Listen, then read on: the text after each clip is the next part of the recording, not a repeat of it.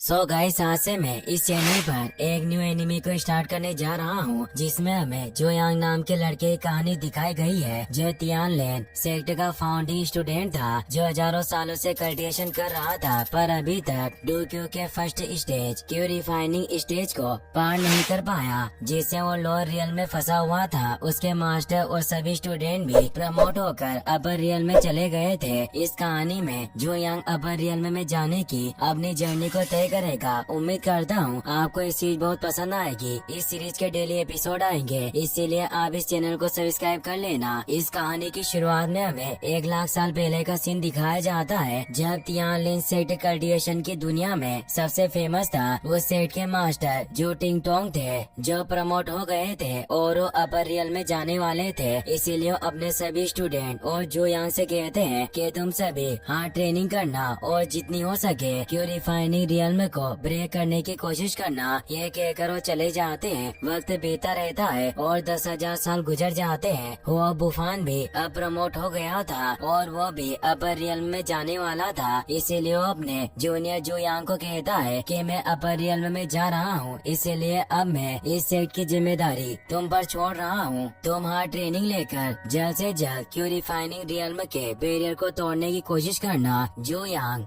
काफी निराश हो जाता है क्योंकि उसकी पावर हो बुफान से ज्यादा थी, पर वो अभी तक प्रमोट नहीं हो पाया था। अब 30,000 साल गुजर जाते हैं। जो यांग अभी भी प्रमोट नहीं हुआ था, जबकि जो यांग के स्टूडेंट प्रमोट हो रहे थे। पुलिंगर नाम की लड़की जो यांग की स्टूडेंट थी, वो भी प्रमोट हो गई थी। वो अपने मास्टर जो यांग से कहती है कि आप हार्ड प्रैक्टिस करना और जितनी जल्दी हो सके क्यू रिफाइनिंग रियल के बैरियर को तोड़कर प्रमोट होने की कोशिश करना। अब 50,000 साल गुजर जाते हैं। जो यांग अभी भी प्रमोट नहीं हुआ था, जबकि उसके सेट के सभी स्टूडेंट प्रमोट हो गए थे। आज एक ओल्ड ट्री भी प्रमोट हो जाता है, जिसने डीमन बॉय का रूप ले लिया था और वो भी अपर रियल में जाने लगता है। और वो जो यांग से कहता है कि तुम भी जल्दी से प्रमोट होकर ऊपर आने की कोशिश करना। जो यांग काफी गुस्सा हो जाता है और उसे एक चीज फेंक कर मारता है, पर वो अपर रियल में चला जाता है। अब जो यांग के सेट में एक सफाई करने वाला बचा था। वो कहता है कि हमारे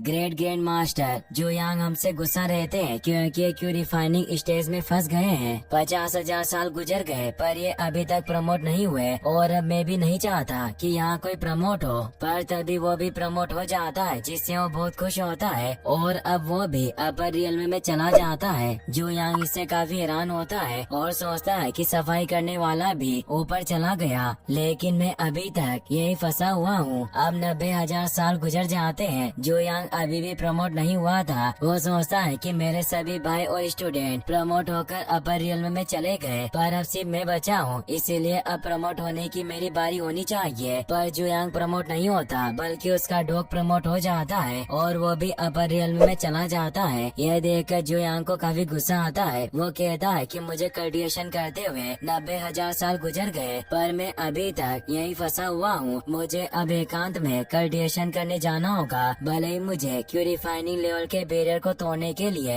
एकांत में कितना भी वक्त क्यों न गुजारना पड़े, पर मैं प्रमोट होकर रहूंगा। और अब वो एक गुफा में कल्टिवेशन करने चला जाता है। तभी हम देखते हैं कि कोई उस गुफा पर एक सील लगा देता है, ताकि जो यांग बाहर न आ सके। जो यांग को कल्टिवेशन करते हुए उस गुफा में 10,000 साल गुजर जाते हैं। धरती पर अब काफी कुछ बदल चुका था। तियानलेन अब एक मामूली सा सेक्ट बन गया था, जो लुप्त होने की कगार पर था और उस सेक्ट में अब कुछ स्टूडेंट रह गए थे। तियानलेन सेक्ट की हेड लिन किंगयू थी। आज उसके सेक्ट में यूनशान सेक्ट का राजकुमार अपने कुछ एल्डर के साथ आ जाता है, जिसका नाम लियो यून किंग था। वो लिन किंगयू से शादी करना चाहता था, इसीलिए वो जबरदस्ती तियानलेन सेक्ट के अंदर घुस जाता है और किंगयू से कहता है कि अगर तुम मुझसे शादी करोगी तो मैं तुम्हारे तियानलेन सेक्ट को जिंदा रहने दूंगा और इसका अस्तित्व कभी खत्म नहीं होगा। मैं जल्द ही यूनशान सेक्ट का चीफ बनूंगा और तुम मेरी रानी बनोगी, लेकिन अगर तुमने मुझसे शादी नहीं की तो मैं तुम्हारा सेक्ट और सभी डिसिपल्स को खत्म कर दूंगा। किंगयू जानती थी कि वो एक बहुत बुरा इंसान है। वो गुस्से में कहती है कि मैं तुमसे कभी शादी नहीं करूंगी और अब वो उससे लड़ने के लिए अपनी तलवार निकाल लेती है और कहती है कि तुम मुझे अपनी वाइफ बनाने का सपना छोड़ दो। यून किंग अपने एल्डर को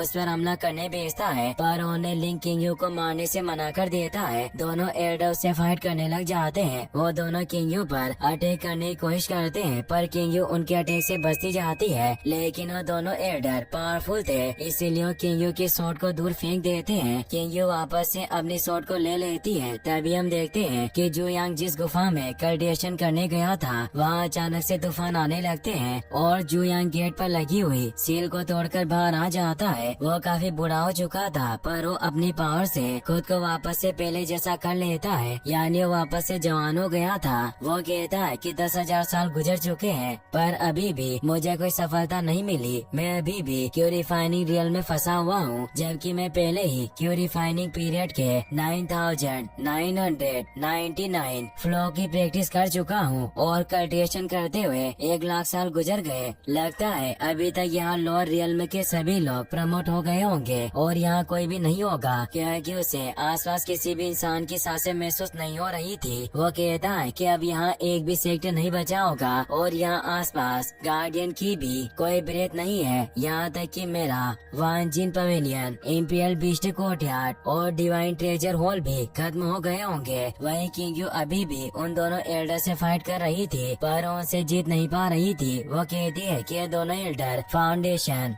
स्टेबिलिशिंग रियल्म के पेटिशनर है, इसीलिए मुझे डर है कि मैं इसे जीत नहीं पाऊंगी। वो दोनों एल्डर उस पर अपनी एक मर्ज टेक्निक से हमला करने लगते हैं। किंग यू भी उन्हें रोकने के लिए उन पर अपनी सौ टेक्निक से हमला करती है पर वो उसके वार को रोक नहीं पाती और दूर चली जाती है। यून किंग उसे कहता है कि तुम काफी सुंदर हो पर तुम लड़ने में इतनी अच्छी नहीं हो। मेरे सारे एल्डर फाउंडेशन स्टेबिलेशन रियल्म के एक्सपर्ट है और मैं भी इस रियल में पहुँचने में सिर्फ आधा कदम दूर हूँ, इसीलिए तुम हम सभी को नहीं हरा सकती। तुम्हारे लिए बेहतर होगा कि तुम मेरी वाइफ बन जाओ। तुम्हें बस मेरी सेवा करनी होगी और हमेशा मेरे बिस्तर को गर्म रखना होगा। किंग यू को इस पर गुस्सा आता है और वो सोचती है कि भले ही आज मैं मर जाऊंगी पर मैं कभी भी यून किंग के हाथों में नहीं पड़ सकती। ये एक बहुत बुरा इंसान है, ये हमेशा मेरा इस्तेमाल करेगा। तभी हम देखते हैं कि जू यांग को भी उनका ऑरा महसूस हो जाता है, जिससे वो हैरान होता है कि अभी भी तियानले सेट के कुछ स्टूडेंट बचे हुए हैं और कुछ बुरे लोग उन्हें परेशान कर रहे हैं और तियानले सेट को मिटाना चाहते हैं। वो हंसते हुए कहता है कि मैं उन्हें ऐसा कभी नहीं करने दूंगा। वो मेरे होते हुए तियानले सेट का कुछ नहीं बिगाड़ सकते। किंग यू यून किंग से बचने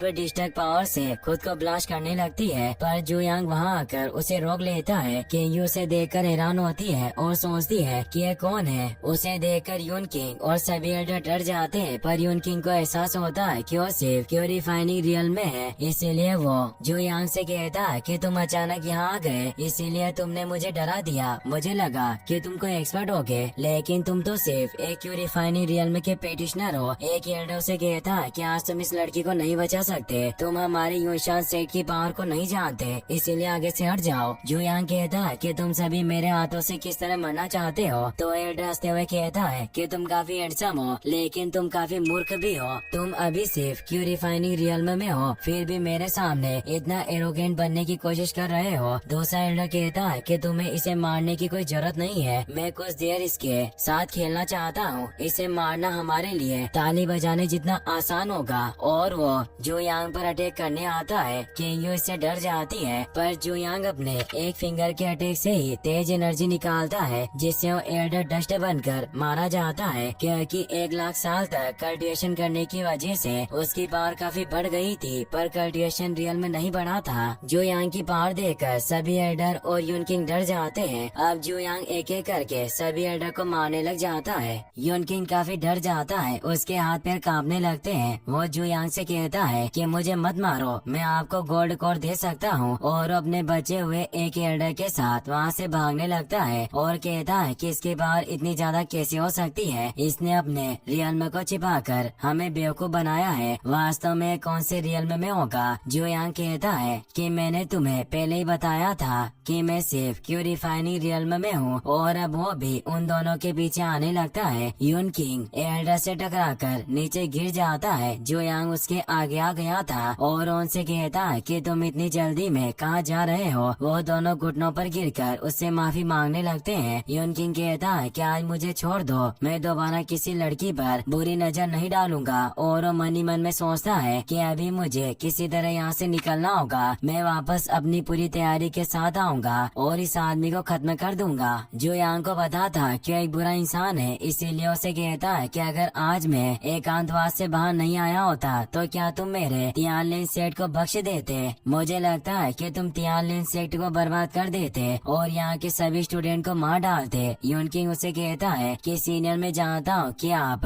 कोर फॉर्मेशन रियल्म के एक्सपर्ट हो, आप बस क्यूरिफाइनिंग रियल्म में होने का दिखावा कर रहे हो। अगर तुम मेरे पिता से फाइट कर सकते हो तो पहले उन्हें हरा कर दिखाओ। अगर आपने मुझे यहाँ मार दिया तो मेरे डैड आपसे बदला जरूर लेंगे। जू यांग उसे कहता है कि तुम चिंता मत करो, मैं तुम्हें मारने के बाद तुम्हारे पिता की भी तलाश करने जाऊंगा। और अब वो अपनी पावर से यून किंग के मन में काफी ज्यादा डर पैदा करने लगता है, जिससे उसे बहुत दर्द होता है और वो कुछ ही पल में मारा जाता है। यून किंग का एल्डर इससे काफी डर जाता है। जू यांग उसकी तरफ बढ़ने लगते हैं तो एल्डर कहता है कि मुझे मत मारो। जू यांग कहता है कि तुम्हें अभी नहीं मारूंगा, तुम मुझे अपने यूनशान सेक्ट में ले चलो। इससे वो एल्डर हैरान हो जाता है। अब हम यूनशान सेक्ट का सीन देखते हैं जहाँ यूनशान सेक्ट के डिसिबल ट्रेनिंग ले रहे थे। तभी वहाँ तूफान आने लगता है। डिसिबल इससे काफी हैरान होते हैं। तभी वहाँ आसमान से तेज लाइटनिंग गिरती है जिससे वो सभी मारे जाते हैं और यूनशान सेक्ट का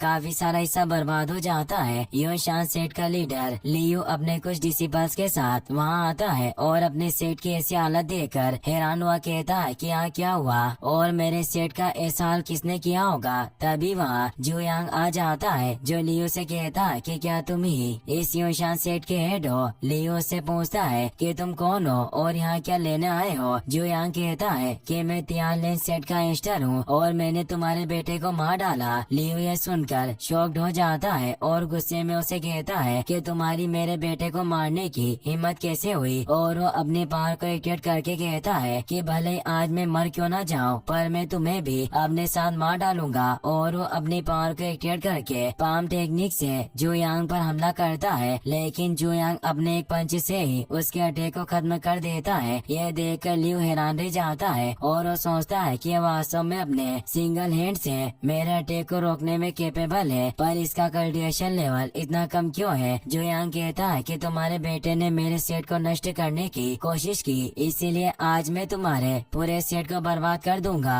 और वो लियू के एक डिसिपल को अपनी वैक्यूम पाम पावर से अपने पास ले आता है और उसका गला दबाकर उसे मार डालता है। यह देखकर लियू को काफी गुस्सा आता है। वो अपनी फुल स्पीड में जू यांग पर हमला करने के लिए आगे बढ़ता है, पर जू यांग आसानी से उसे रोक देता है और पकड़कर दूर फेंक देता है। लियू काफी हैरान था। वो कहता है कि मैं कोर रियल्म में हूँ और तुम सिर्फ क्यूरिफाइनिंग रियल्म में हो, फिर भी मैं तुम पर हमला क्यों नहीं कर पा रहा हूँ। इसीलिए तुम सच बताओ कि वास्तव में तुम कौन से लेवल पर हो। जू यांग कहता है कि मैं अभी प्रैक्टिस कर रहा हूँ और मैं अभी सिर्फ क्यूरिफाइनिंग रियल्म में हूँ। लियू इससे शॉक्ड रह जाता है और सोचता है कि अभी भी लो लेवल पर है और मैं क्यू को रियल्म में हूँ, लेकिन फिर भी मैं इसे रोक क्यों नहीं पा रहा हूँ। अब वो अपनी सीक्रेट टेक्निक से अपने मास्टर को वहाँ बुलाने के लिए एक मैसेज भेजता है। तभी यूनशान कबीले का इंस्टर वहाँ पर आ जाता है जो जू यांग से कहता है कि तुम्हारी मेरे सेक्ट में हमला करने की हिम्मत कैसे हुई, क्या तुम मेरे सेक्ट के बाहर नहीं जानते। जू यांग को एहसास हो जाता है कि इंस्टर सिर्फ half step nascent soul realm का पेटिशनर है। इंस्टर जू यांग से कहता है कि तुम सिर्फ यहाँ एक अजनबी हो, भले ही तुम्हारी पावर काफी ज्यादा हो, पर आज तुम मेरे हाथों से नहीं बच पाओगे। मेरा यूनशान सेक्ट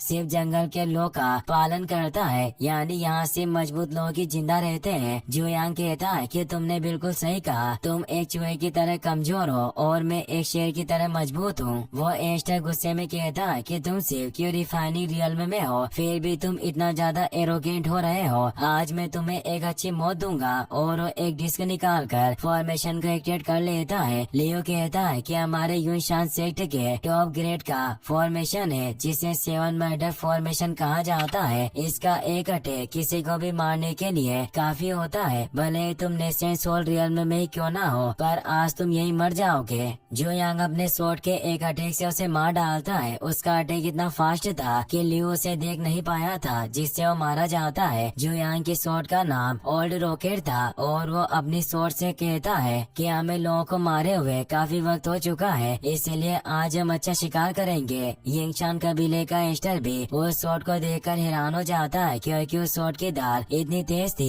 कि उसने एक बार में ही लियो को मार डाला था। इसीलिए वो सोचता है कि इसके पास जो है 5 कलर्ड मोर्टल स्वॉर्ड है, यह हजारों साल पुरानी सबसे बेस्ट स्वॉर्ड की तरह प्रतीत हो रही है। पर वो इस बात से भी काफी हैरान था कि जू यांग केवल क्यों रिफाइनिंग स्टेज पर है, फिर भी इसके पास इतनी पावरफुल स्वॉर्ड कैसे हो सकती है। आज मुझे इससे यह स्वॉर्ड छीननी होगी। और वो अपनी पावर से फॉर्मेशन को एक्टिवेट करके जू यांग पर इविल स्पीड को हमला करने भेजता है। जू यांग अपनी स्वॉर्ड से उन स्पीड पर अटैक करता है, जिससे वो स्पीड खत्म हो जाती है और उसका वो स्लैश उस एस्टर की तरफ बढ़ने लगता है। यह देखकर वो एस्टर डर जाता है और अपने चारों तरफ एक प्रोटेक्टिव शील्ड बना लेता है। पर वो स्लैश काफी पावरफुल था, जो उसके फॉर्मेशन को भी तोड़ देता है और वो एस्टर घायल होकर नीचे गिर जाता है। एस्टर जू यांग से कहता है कि मुझे बिल्कुल भी उम्मीद नहीं थी कि मेरा पूरा यूनशान सेक्ट मिलकर भी एक क्यूरिफाइनिंग रियल्म के प्रैक्टिशनर को मार नहीं पाएगा, पर तुम्हें इतनी जल्दी खुश नहीं होना चाहिए। अभी सब कुछ खत्म नहीं हुआ है। और अब वो वापस से एक फॉर्मेशन को एक्टिवेट करके वहाँ एक ड्रैगन बीस्ट को बाहर निकाल लेता है और जू यांग से कहता है कि ये एक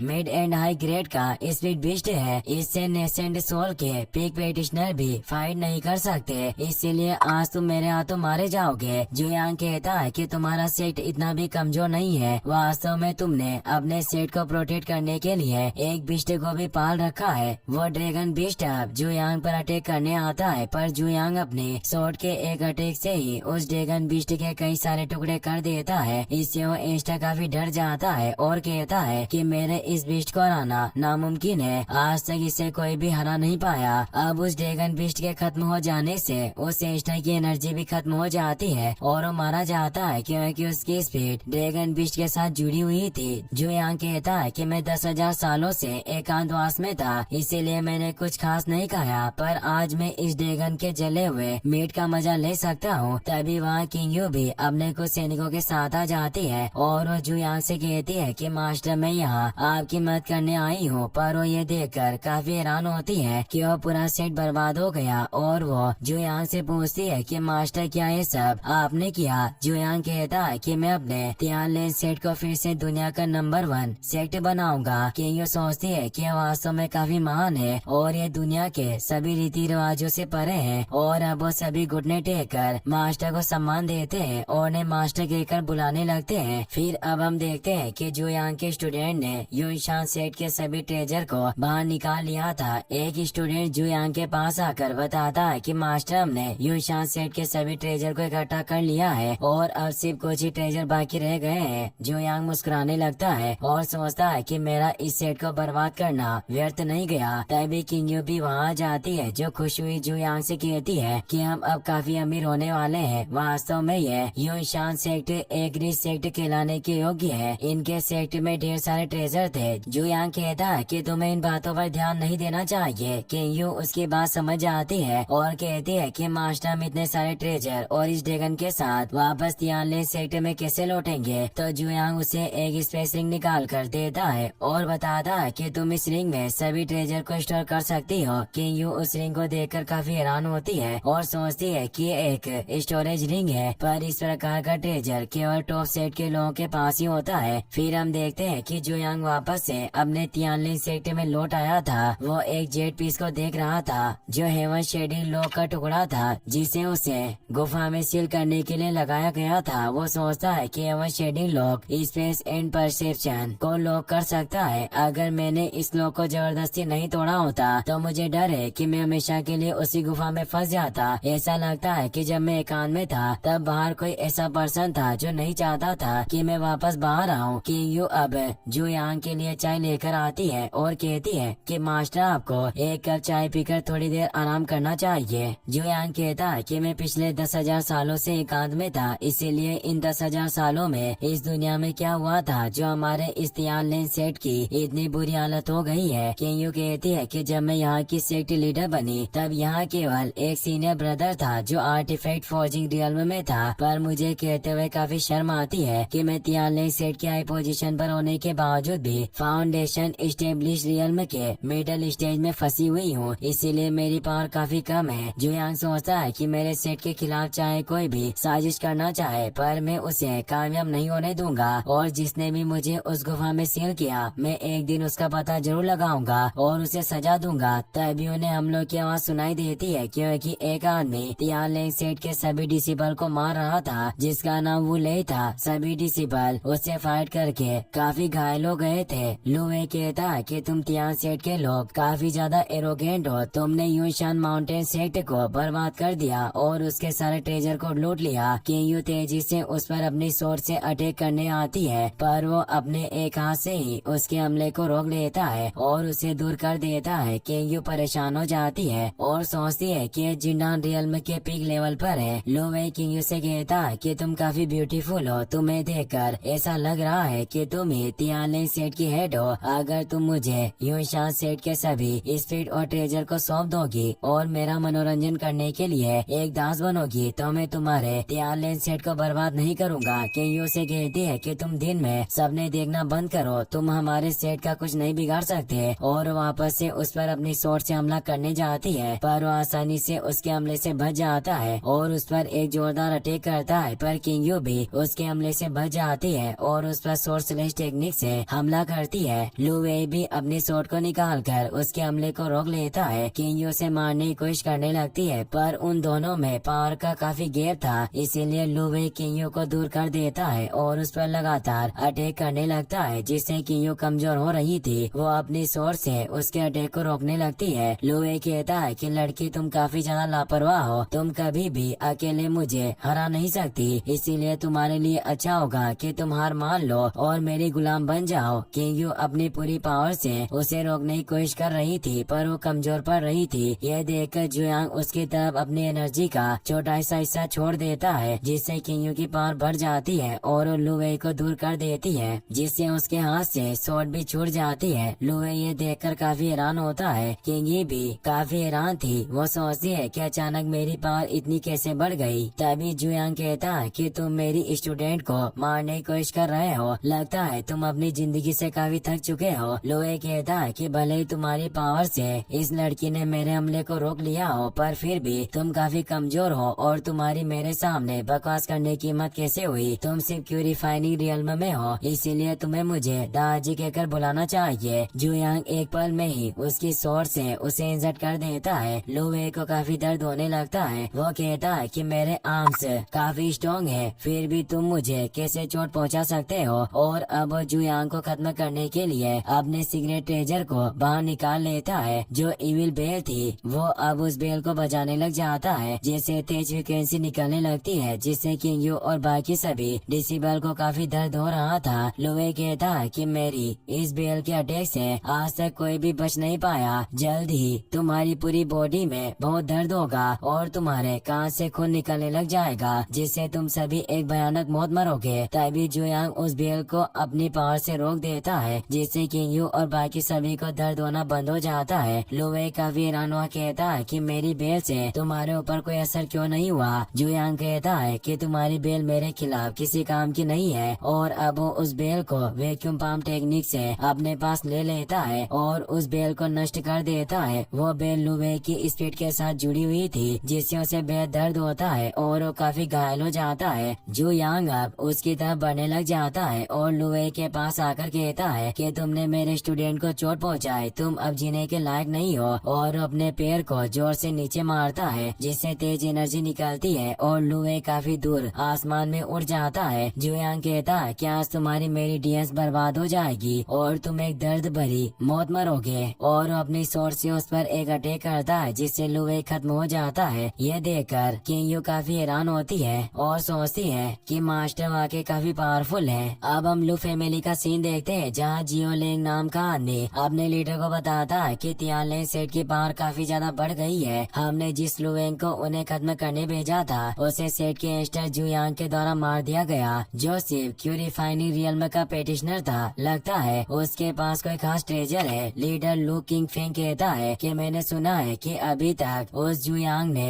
3 जिनडेन रियल्म के आदमियों को मार डाला है। साथ ही उसने एक हाफ स्टेप के नेसेंट सोल पेटिशनर को भी मार डाला। वहाँ एक औरत भी मौजूद थी जिसका नाम यू सुनियांग था, जो जुयांग की एक पेंटिंग बना रही थी। वो कहती है कि ये लड़का दिखने में काफी हैंडसम लगता है। वहाँ मौजूद चूचू नाम का आदमी कहता है कि वो तियानलेन सेठ का आदमी इतना भी अच्छा नहीं है। मैं तुम्हारे लिए काफी अच्छा हूँ, इसीलिए तुम्हें मेरे साथ उस आदमी को मारने के लिए चलना चाहिए। मुझे उम्मीद है कि तुम मेरे साथ जरूर खुश होगी। सोनियांग कहती है कि तुम काफी कमजोर हो। चुन को इससे काफी गुस्सा आता है, पर लीडर मुझसे शांत रहने को कहता है और सोनियांग से कहता है कि तुम्हें इस तियानलेन सेठ के गैंगस्टर जुयांग को मारने जाना होगा। सोनियांग कहती है कि आप चिंता न करें, मैं उसे अच्छे से संभाल लूंगी और उसका पूरा मजा लूंगी। फिर हम देखते हैं कि सोनियांग तियानलेन सेठ की तरफ बढ़ने लगती है। रास्ते में एक आदमी उसकी एन्चेंटमेंट बॉडी की वजह से उसकी तरफ अट्रैक्ट होने लगता है, पर वो अपने फ्लावर टेक्निक से उसे मार डालती है। अब हम तियानलेन सेठ को देखते हैं जहाँ सभी स्टूडेंट ट्रेनिंग कर रहे होते हैं। जुयांग भी वहीं बैठकर आराम कर रहा था। तभी सोनियांग वहाँ जाती है। वो सभी स्टूडेंट भी उसके मैजिक की वजह से उसकी तरफ अट्रैक्ट होने लगते हैं, जिससे वो उसे रोक नहीं पाते। वो जुयांग की तरफ बढ़ने लगती है और सोचती है कि मेरे मैजिक की वजह से जल्दी प्यार में पागल एक बीच की तरह बन जाएगा, जिससे मैं इसे आसानी से मार पाऊंगी। और अब वो जुयांग के पास आकर उसे टच करके अपने प्यार में फंसाने की कोशिश करती है। सोनियांग ने उसे एक इल्यूजन में फंसा लिया था, पर जुयांग होश में था और वो कहता है कि ये सिर्फ एक मामूली सी ट्रिक है और वो अपनी पावर से उसके इल्यूजन को खत्म कर देता है, जिससे वो दूर हो जाती है। जुयांग उसे कहता है कि तुम अपने इस छोटे से इल्यूजन से मुझे मारने की कोशिश कर रही हो। सोनियांग कहती है कि तुम मेरे इल्यूजन को तोड़कर काफी एरोगेंट बन रहे हो। आज मैं तुम्हें अपनी असली एबिलिटी दिखाऊंगी, जिससे तुम्हें एहसास होगा कि मेरी पावर कितनी ज्यादा है। और वहाँ अपनी एनर्जी को फैलाने लग जाती है। इसी के साथ ये एपिसोड यहीं पर खत्म हो जाता है।